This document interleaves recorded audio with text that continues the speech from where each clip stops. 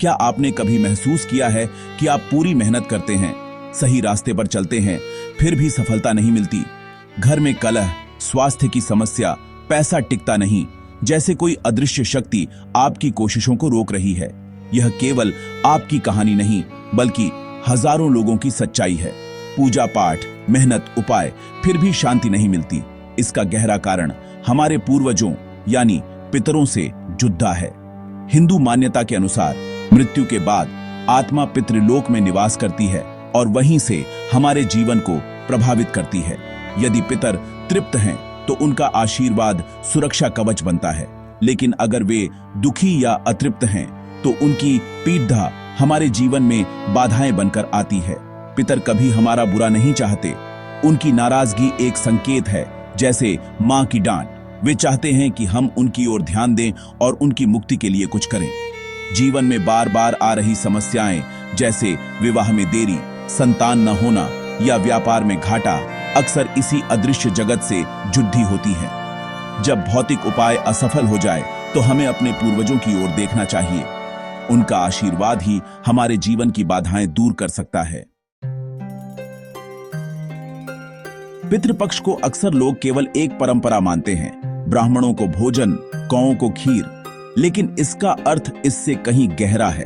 पितृपक्ष भाद्रपद पूर्णिमा से आश्विन अमावस्या तक 16 दिनों की वह अवधि है जब यमराज भी पितरों को पृथ्वी पर आने की अनुमति देते हैं। इन दिनों पृथ्वी और पितृलोक के बीच की दूरी सबसे कम होती है।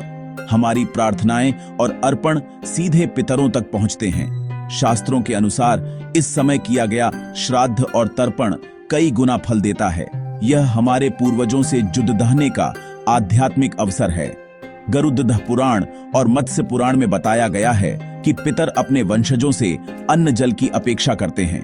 तृप्त होकर वे आयु, यश, धन का आशीर्वाद देते हैं। जिन घरों से उन्हें निराशा मिलती है, वहां सकारात्मक ऊर्जा कम हो जाती है। यह ऊर्जा का आदान प्रदान है। हम तृप्ति देते हैं, वे समृद्धि। पितृपक्ष को बोझ न समझें, यह अपने परिवार की नींव मजबूत करने और पूर्वजों का आशीर्वाद पाने का सुनहरा अवसर है। पितृपक्ष में 2 तरह के कर्म होते हैं, साधारण श्राद्ध और गूढ़ तांत्रिक साधना। दोनों का उद्देश्य पितरों को तृप्त करना है, पर तरीका अलग है। साधारण श्राद्ध ठीक वैसे है जैसे मेहमान को भोजन कराना, सम्मान देना। यह सतही पर जरूरी कर्म है, लेकिन अगर पितर की आत्मा गहरी पीड़ा में है तो साधारण श्राद्ध काफी नहीं। तब जरूरत होती है गूढ़ साधना की, जहां हम उनकी पीड़ा को समझते हैं। तांत्रिक साधना ऊर्जा के स्तर पर काम करती है, खासकर उन पितरों के लिए जिनकी मृत्यु अकाल या दुखद रही हो। इसमें विशेष मंत्र, यंत्र और नियमों का पालन होता है। यह आत्मा की गहराई तक जाकर उसकी अतृप्ति को शांत करता है। साधारण श्राद्ध नींव है, लेकिन अगर पितृदोष गंभीर है तो गूढ़ साधना जरूरी हो सकती है। यह साधना पितरों को मोक्ष देने की क्षमता रखती है, जिससे आपके जीवन के रास्ते खुल सकते हैं। पितृदोष कोई श्राप नहीं, बल्कि पूर्वजों की अतृप्त ऊर्जा का नकारात्मक प्रभाव है। जब किसी की तीव्र इच्छा अधूरी रह जाती है या अंतिम संस्कार विधिपूर्वक नहीं होता, तो आत्मा बेचैन रहती है। यह बेचैनी एक ऊर्जा बनकर वंशजों को प्रभावित करती है। इसी को पितृदोष कहते हैं। यह अदृश्य दीवार बनकर सफलता रोक देती है। इसके लक्षण हैं वंश वृद्धि में रुकावट, संतान का बीमार रहना, गर्भपात, परिवार में कलह, नशे की लत, विवाह में देरी, मांगलिक कार्यों का रुकना। आर्थिक रूप से भी पितृदोष परेशान करता है। मेहनत का फल नहीं मिलता, नौकरी व्यापार में घाटा, पैसा टिकता नहीं। पितृदोष से पीड़ित व्यक्ति को डरावने सपने आते हैं, घर में भारीपन और नकारात्मकता महसूस होती है। यह प्रभाव पीढ़ी दर पीढ़ी चलता है जब तक उसका निवारण न हो। यह एक आध्यात्मिक ऋण है जिसे चुकाना जरूरी है। जब आप पितरों की मुक्ति का उपाय करते हैं तो यही दोष आशीर्वाद में बदल जाता है और जीवन में बदलाव आने लगता है। अब जानिए एक शक्तिशाली मंत्र, एयुएम क्लीं पितृमोक्षाय क्लीं नमः।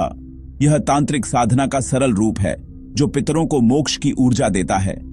इस मंत्र की साधना पितृपक्ष के किसी भी दिन, खासकर सर्वपितृ अमावस्या को करें। स्नान कर सफेद वस्त्र पहने, दोपहर 12 से 3 बजे के बीच दक्षिण दिशा की ओर मुख करें। लकड़ी की चौकी पर काले कपड़े पर पितरों की तस्वीर या सुपारी रखें। तिल के तेल का दीपक जलाएं, तांबे के लोटे में जल और काले तिल रखें। पितरों का ध्यान करें, प्रार्थना करें कि वे आपकी ऊर्जा स्वीकार करें।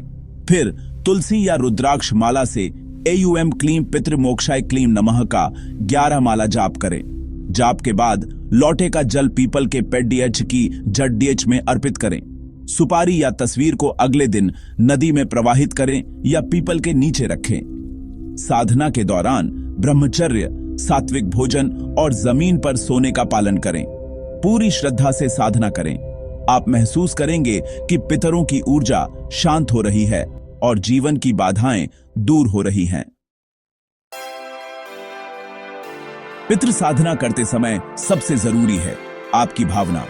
तर्पण, दान या मंत्र जाप सब सच्ची श्रद्धा से करें, बोझ समझकर नहीं। पितरों तक भोजन नहीं, आपकी भावना पहुंचती है। श्रद्धा न हो तो कोई भी कर्मकांड व्यर्थ है। विद्यार्थियों को पितरों से विद्या का आशीर्वाद मांगना चाहिए। रोज दक्षिण दिशा की ओर प्रणाम करें। गृहस्थों को घर में शांति बनाए रखनी चाहिए। पितर प्रेम और एकता देखना चाहते हैं। इस दौरान नया काम शुरू न करें। साधकों के लिए यह समय आध्यात्मिक ऊर्जा बढ़ाने का है। किसी अघोरी या तामसिक साधना से बचें। पितृ साधना सात्विक होनी चाहिए। गंभीर पितृदोष हो तो किसी योग्य गुरु के मार्गदर्शन में ही बद्धा अनुष्ठान करें। बोनस, सर्व पितृ अमावस्या की शाम घर के बाहर दक्षिण दिशा में चौमुखा दिया जलाएं और पितरों से तृप्ति की प्रार्थना करें। पितृपक्ष केवल धार्मिक अनुष्ठान नहीं, बल्कि अपने भाग्य को बदलने और जीवन को बाधा मुक्त करने का दिव्य अवसर है। हमने जाना कि जीवन की समस्याएं कैसे पितरों से जुड़ी हो सकती हैं और साधारण श्राद्ध व गूढ़ साधना का महत्व क्या है। यह ज्ञान केवल सुनने के लिए नहीं, बल्कि जीवन में उतारने के लिए है। इस बार पितृपक्ष को गहरी साधना की तरह अपनाएं। विश्वास और निष्ठा रखें। आपका विश्वास ही आपकी शक्ति है। गुप्त मंत्र और विधि का प्रयोग अपने और परिवार के कल्याण के लिए करें। देखें कैसे पितरों का आशीर्वाद जीवन में बदलाव लाता है। बच्चों को भी परंपरा का महत्व समझाएं। दान करें, भूखों को भोजन कराएं और परिवार में प्रेम बनाए रखें। यही पितरों की सच्ची श्रद्धांजलि है। आइए इस पितृपक्ष में सभी पितरों को स्मरण करें, उनकी मुक्ति के लिए प्रार्थना करें और उनके आशीर्वाद से अपने जीवन को धन्य बनाएं।